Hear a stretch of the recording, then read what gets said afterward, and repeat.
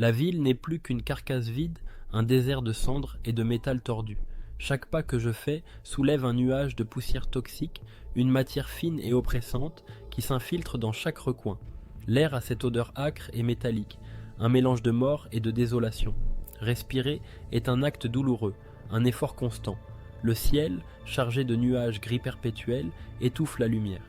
Les jours sont fades et les nuits interminables. Je vis dans un immeuble éventré avec mon fils Maxime. Il a 12 ans, trop jeune pour subir tout ça, mais assez grand pour comprendre que survivre est tout ce qu'il nous reste. Chaque soir, on renforce les barricades, planches clouées à la hâte, morceaux de meubles brisés, tôles rouillées trouvées dans les décombres. Chaque matin, on compte les restes de nos maigres provisions en essayant de repousser encore un peu l'inévitable. Chaque bruit à l'extérieur est une menace. Le moindre craquement ou souffle de vent suffit à nous figer, les muscles tendus. L'eau potable est devenue une obsession. On récupère chaque goutte, on bricole des filtres avec du charbon, de vieux tissus, des bouteilles en plastique trouvées ici et là. Mais rien n'est jamais assez. Les crampes d'estomac, les nausées, les étourdissements sont devenus familiers, presque normaux. On tient bon, parce qu'on n'a pas le choix. Parce que lâcher prise, c'est mourir. Il y a encore quelques mois, tout semblait normal. Je me revois assis sur le canapé, les yeux rivés sur les informations. Des mots comme tension internationale, menaces économiques revenaient en boucle. Mais qui aurait cru que ça irait si loin? Et puis un jour, ça a éclaté. Une lumière aveuglante, une onde de choc. En une fraction de seconde, tout a disparu.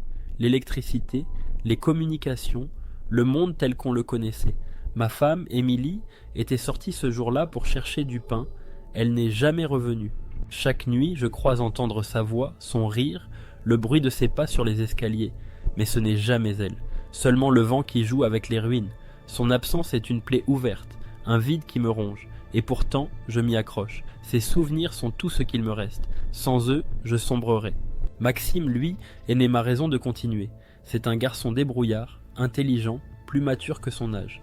Mais ces derniers temps, je sens un changement en lui. Il devient imprévisible, parfois même téméraire. Il veut prouver qu'il peut survivre seul, qu'il n'a pas besoin de moi. Parfois, on se dispute. Parfois, je me demande si je fais les bons choix pour lui. Mais je n'ai pas le luxe du doute. Il compte sur moi et je dois être à la hauteur. À la hauteur. Ce matin, j'ai compris que notre temps est compté.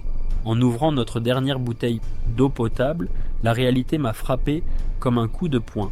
Les rumeurs parlent d'un réservoir intact de l'autre côté de la ville. Mais cette zone est dangereuse, hautement irradiée, un endroit où peu de gens reviennent. Je n'ai pas le choix, il faut tenter le coup. Quand j'explique mon plan à Maxime, il refuse de me laisser partir seul. « Je viens avec toi », dit-il, les yeux pleins de défis. Je proteste, je lui dis que c'est trop risqué. Mais il insiste, il veut prouver qu'il peut être utile. Finalement, à contre-cœur, je cède. Nous préparons nos affaires. Des masques bricolés, des filtres rudimentaires, une carte griffonnée où j'ai marqué les zones irradiées connues. Chaque objet a son importance, chaque détail peut faire la différence. Maxime prend un vieux couteau de cuisine et le glisse dans son sac.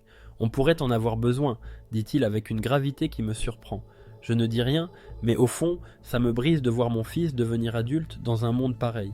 Avant de partir, je lui rappelle les règles. Ne jamais retirer le masque, rester près de moi, toujours être prêt à fuir. Il acquiesce, sérieux. Les premières heures de marche sont étrangement calmes. Les rues, autrefois animées, sont maintenant des cimetières de béton et de métal. Les bâtiments éventrés s'élèvent comme des squelettes. Et les carcasses de voitures rouillées parsèment le paysage. L'air est lourd, chargé d'une brume toxique qui danse sous la lumière grise. Maxime reste près de moi, son couteau à portée de main. En passant par un ancien centre commercial, je repère une pharmacie éventrée. Derrière le comptoir, un coffre-fort semble intact. Avec effort, je réussis à l'ouvrir à l'aide d'une barre métallique rouillée. À l'intérieur, quelques boîtes de médicaments et une vieille trousse de secours. Ce n'est pas grand-chose, mais dans ce monde, chaque ressource compte. Alors que je range nos trouvailles, des bruits de pas se rapprochent. Un homme apparaît, maigre, les vêtements en lambeaux. Il tient une arme rudimentaire, un vieux revolver. Ses yeux, cernés et hagards, trahissent son désespoir. Je murmure à Maxime de rester caché, puis lève les mains en signe de paix. « On ne veut pas d'ennui », dis-je d'une voix calme. L'homme hésite, puis demande de l'eau. Sa voix est rauque, presque un murmure. Je lui tends une bouteille et il s'éloigne sans un mot. Maxime sort de sa cachette, les yeux remplis de reproches. On n'en a pas assez pour nous-mêmes, dit-il. Mais je ne regrette rien.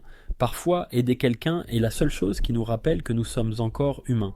Nous reprenons notre route, mais l'atmosphère est encore plus lourde. Chaque pas est un effort, chaque bruit nous fait sursauter. Soudain, un cri lointain résonne, suivi d'un bruit de course. 2 silhouettes apparaissent, armées de lances improvisées. Une embuscade. Je hurle à Maxime de courir.